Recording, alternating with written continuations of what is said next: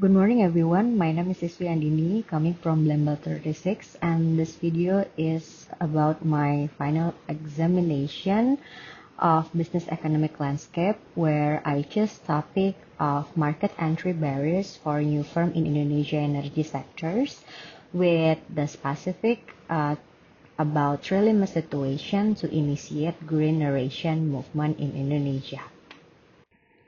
This presentation will be divided into 5 sections, with first as introduction and background about the cases. The second is macroeconomic by using Pascal as the analysis tools.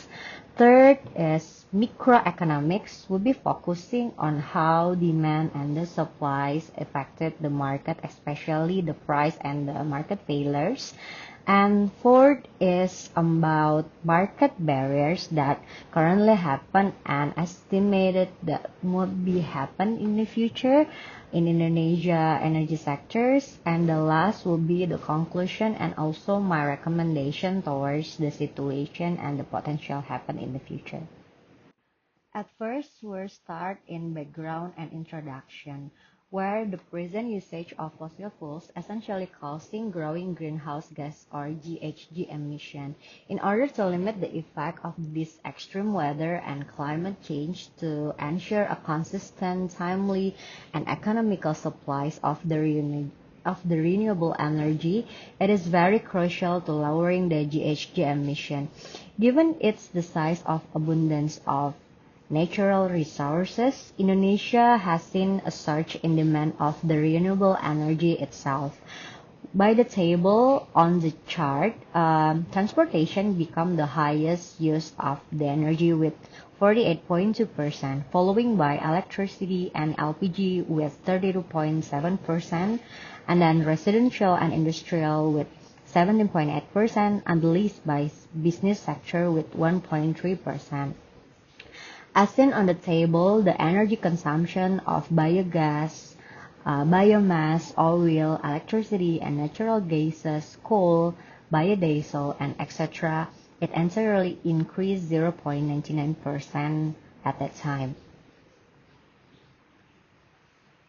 The situation happened in the background or the previous part, coming with trilemma situation. What is trilemma situation? It is a situation we face now with the dilemma itself, where it concludes energy security, energy equity, and environmental stability as the 3 pillars to assess of the world energy trilemma index or WETI on 2090 as a shape of commitment from the Paris Agreement climate change in 2050. This situation bring us a big homework in the future. It is how to balancing and how to create a strategy between those 3 pillars to be a bridging to answering the business environment that currently happen in Indonesia. With the fact that right now Indonesia ranked as a number 73rd out of 190 in the case of doing business. It means that entire world now need to give more time consuming as because of complex bureaucracy and regulatory requirements if they want to enter Indonesia. At the other hand, we need them to become here as an investor, since we know to translating the new energy system or technology is required a huge amount of investment. That's why it's become our barrier also to having a new firms of new energy coming to our country. Now we're moving to potential renewable energy, where on the previous slide, it is stated clearly where the ease of doing business is quite hard in Indonesia. But still, if we see the potential, Indonesia has a significant potential in renewable energy development with the powerful resources and the reach of natural resources. Stated on my table, there are plenty items of the energy that world can find in Indonesia, such as hydro, geothermal, bioenergy, solar, wind, and also the ocean. Within this, Indonesia is predicted to need it estimated 99 billion US dollar in investment for renewable energy industry over the next 6 months, while in annual basis it is around 13 billion US dollar. Then doesn't stopping there, Indonesia government also moving. They are already preparing the legal foundation to answer the situation.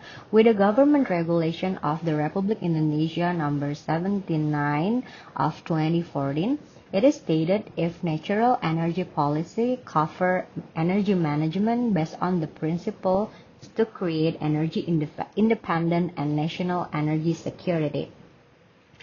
Doesn't stopping there, quoted at the same resource of ITA, the total potential renewable energy is equivalent to 442 GW utilized by power plants. Meanwhile, from BBN or biofuel and biogas, it is around 200,000 BPH are used for transportation, household, commercial, and industrial purposes.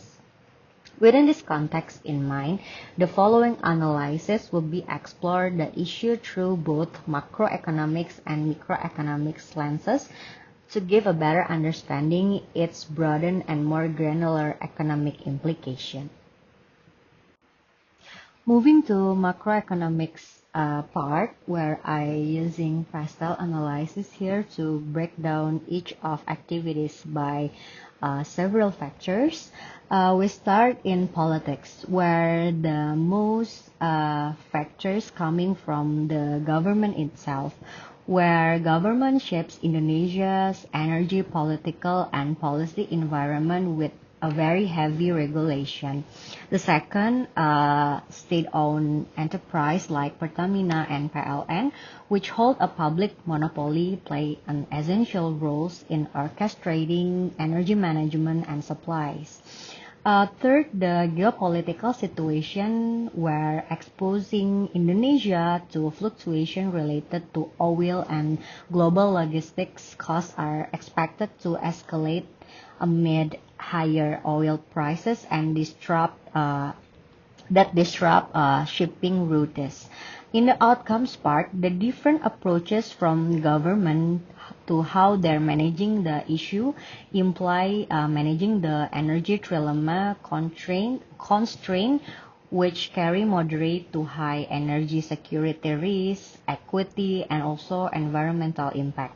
The various regulatory changes and policy uncertainty also become the most headache part and also become the very bad signal to the others new firm that approaching Indonesia. The second part is about economy, where the factor is the subsidy practices in Indonesia also involve a significant expenditure and impact to the national budget and economy.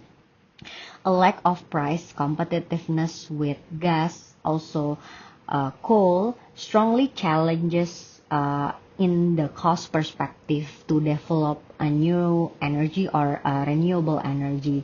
While Indonesia is estimated to need a huge of investment number in the country, those obstacles for the private sector to invest in renewable energy sector also become from a lack of regulatory certainty first, and the second, within the uncertainty itself, the risk is very high to invest in renewable energy project, which has an impact on low bankability in this sector. What's the outcome highlight from the economy part? It will be taking so long time to transition us into the renewable energy as because those factors above. And the third is the social factor. Social factor become our big homework because it needed to growing a public awareness of the impact from GHG itself or the climate change as a implication of dozen grow the renewable energy. Second, the socio-economic impact causing the disruption of major coal production countries like Indonesia, where a lot of workers at coal mining is a very huge amount. This is also government impact and business sectoral homework to how balancing the situation if we need to move in the other type of energy aside coal energy. The outcome from social, we need a plan to mitigating these challenges requires how to support the future effective workers, including to provide them the programs or the supporting trainings to make them ready to moving to the new sectors of energy.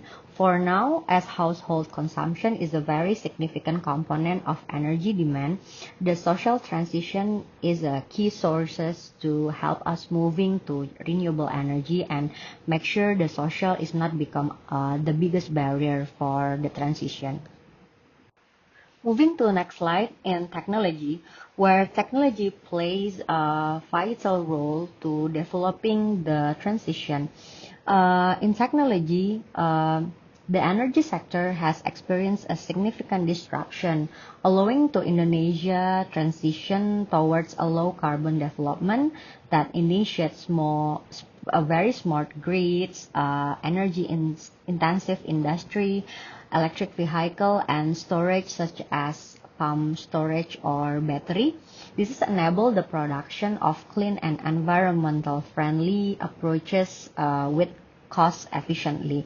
Before implementing the technology, the stages that really important is promote technology for the sustainability of fossil fuel and financial innovation in solving the stagnant assessment of energy infrastructure. Electrification and the adoption of electric vehicles are also become the pathway to decarbonization in daily transportation. The overcomes within the technology itself, the needs of expertise, technology transfer for development is very underlined. Collaboration is needed to transfer this while SOEs are likely have a limited access with the technical capacity. How to develop the renewable energy required of private sector collaborate with the SOE itself. Moving to environment stuff, some of key challenges like reducing GHG emission and achieving NDC, which reduced 29% of the carbon itself, is required to complete by 2030. Some of delays in transition contribute to increased carbon intensity, worsening air pollution, and also accelerate climate change. To expand the renewable energy infrastructure, also introduce environmental concern around land use, practically is forested and biodiverse area. Introducing a carbon pricing mechanism to internalize emission environmental costs and encourage investment is in sustainable technology. The outcome is Indonesia vulnerability to climate-induced disasters such as floods, sea level rise, and also extreme weather. It is required to government hand in hand with the business sector to giving a strict regulation to avoid those environmental impact coming faster. Moving to the last items, it is about legal. Some factors right now is fossil fuel are central of Indonesia energy policy and are the primary source of export revenue. Impact the transition process is doesn't coming very smooth since we need an extra investment where currently full from fossil are become the main revenue contributor of APBN. Second, growing environmental concern and extensive proposals to increase energy efficiency using renewable have created a heavy regulation. And the third, legal instrument to support its climate goals have been established, including carbon pricing regulation and renewable energy incentive.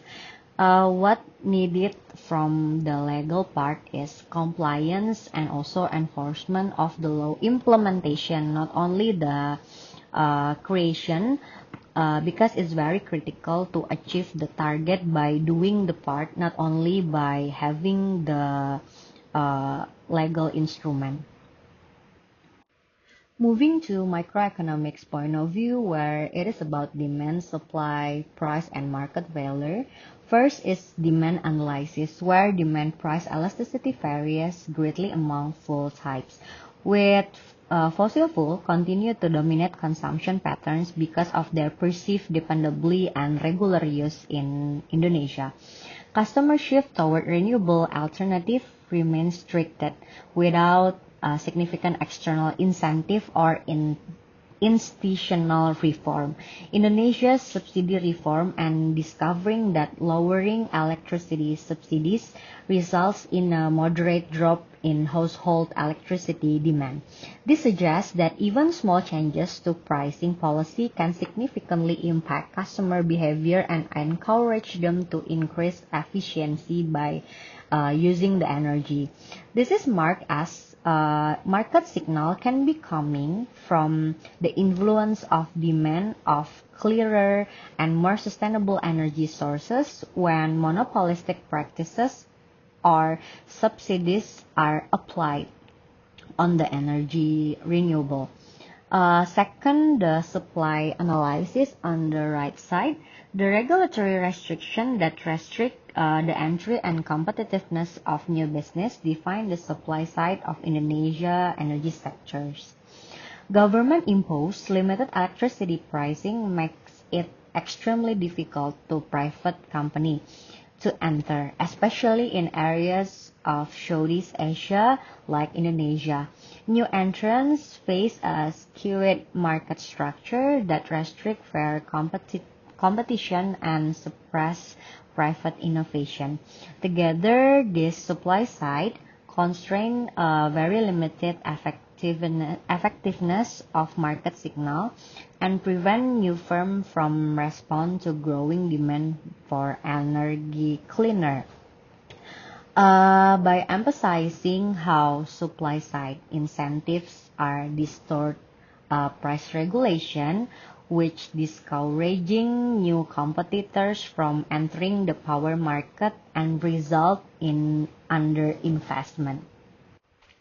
The third part is about price mechanism and market failure, where the price here become a guidance of how firm decide to enter or exit the country as because of the signaling the cost of resources and also customer preference.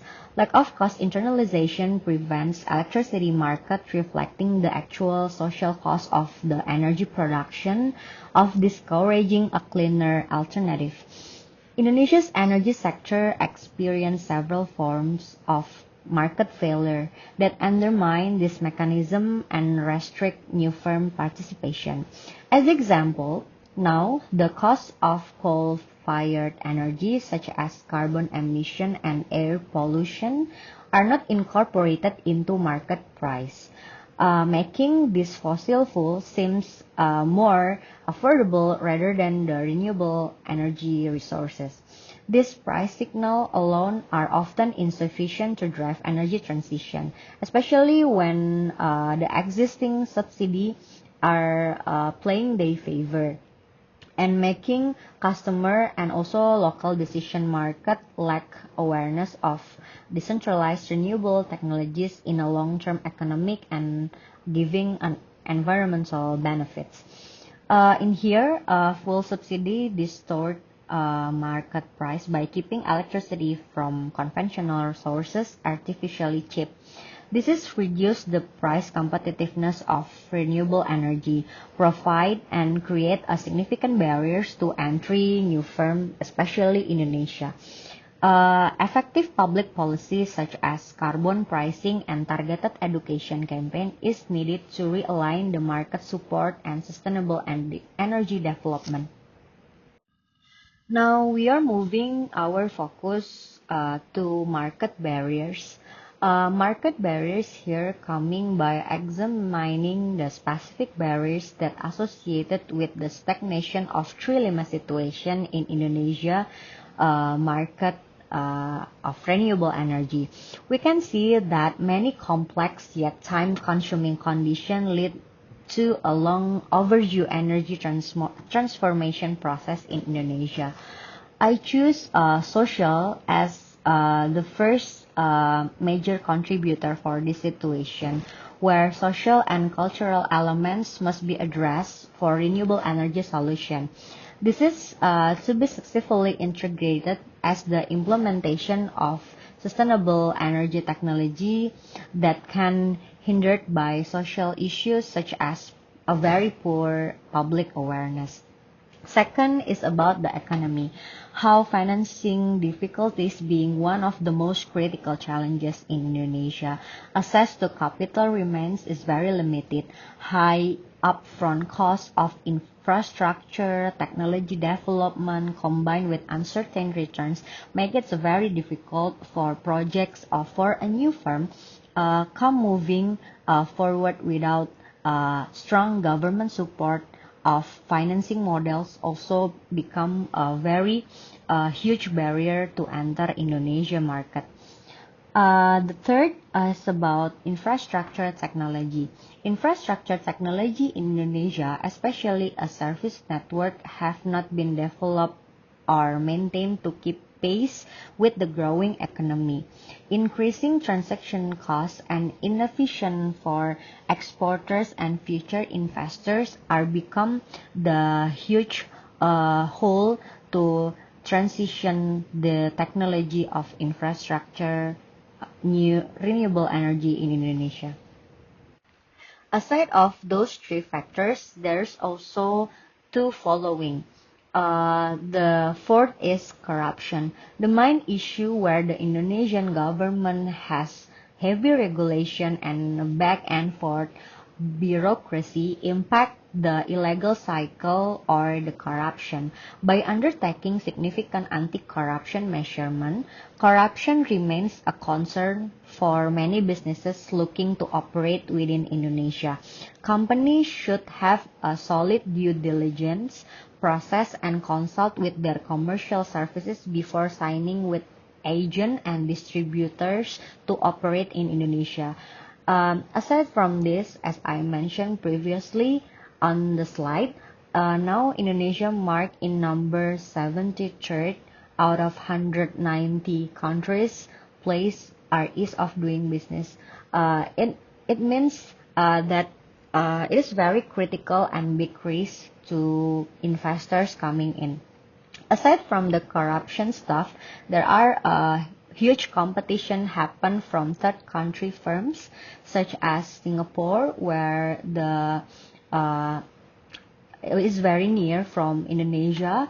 Also China, Japan, Australia, Korea, Russia, France, and other regional players, which is highly intense right now. This country also has a source of technology and better social literacy than Indonesia, where to serve a better business environment and readiness on renewable energy is the ability to adapt and transform fast. This is fast adaptability from the society also become great investment and generate revenue faster to those factory or countries who intensively invest in renewable energy. The last part is about conclusion and also recommendation. I spotted social as the number one items to impact the transition of renewable energy is very long overdue in Indonesia. So I spot a clear communication strategic will be advance the awareness of the public itself. Consider the successful adoption of renewable energy in Indonesia doesn't rely solely of infrastructure development and regulatory reform. It also hinges critically on effective communication that bridge the gap between technological innovation and also public understanding. Coming in, how to answer the trilemma situation and having a communication campaign to life is highlighting the items to primarily highlight. First, about what's really important. Despite the ambition of nation and international targets that source trilemma situation happen, public awareness and acceptance of cleaner energy remain very limited now, often due to misperception about reliability, affordability, and also accessibility needs to be highlighted. The objective of the communication is to address this as a structured and inclusive communication plan, must foster a culture to support readiness action for Indonesia transition to a green energy future. What to achieve? Aim to generate a broadened awareness among key segments of society about the readiness, the potential of the renewable energy itself to create a sustainable and affordable solution for Indonesia's next generation. And what the outcomes? It creates a compelling narrative that promoting a confidence of new energy technologies and engaging business sectors and general public in the nation energy transition. So, to whom we are talking to, I divided to two groups of audience. The first are a business group.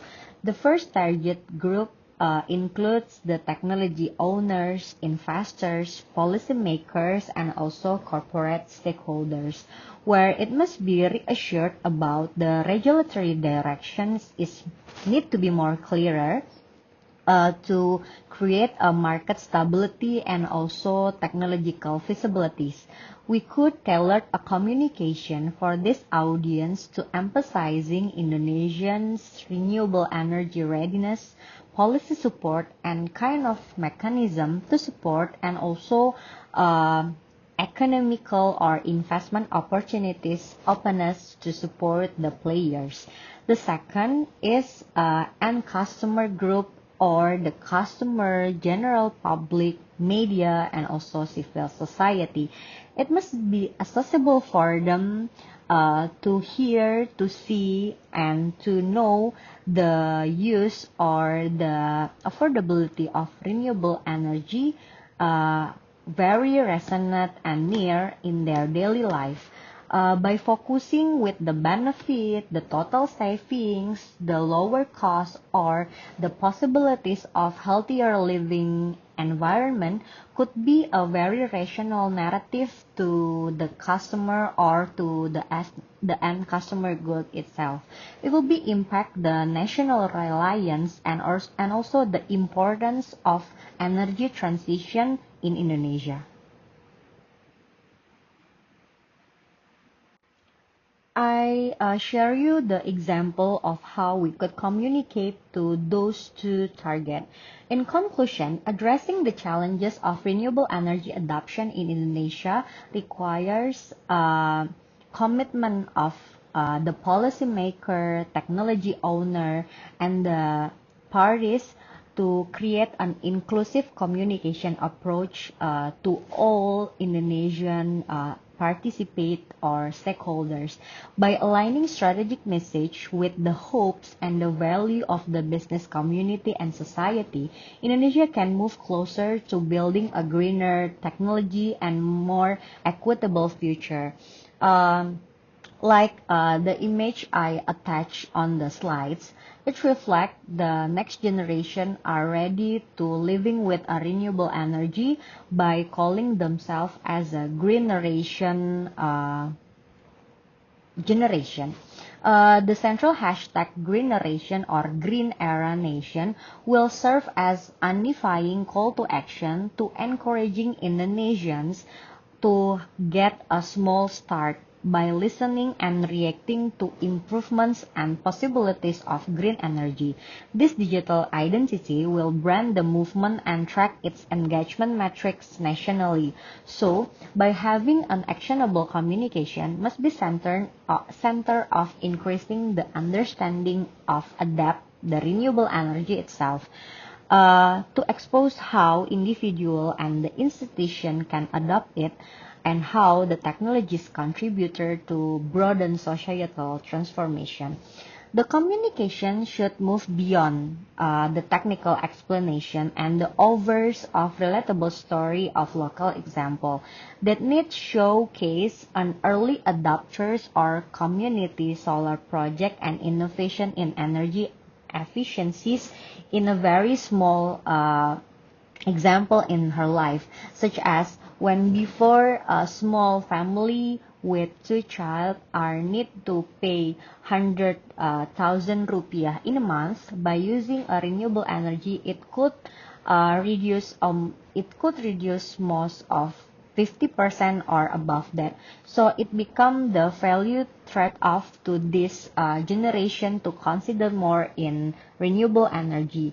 By changing the communication or the campaign or the social move for the renewable energy, it hopes people are gain more trust and also more positive sentiment with government. So when the positive sentiment already built in a country, it's easier to policymaker to create policy support in terms of financing or in terms of technology to support the reform of the energy.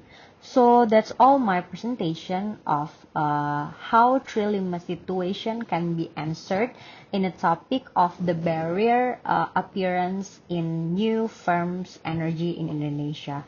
Thank you so much for the time and bye-bye.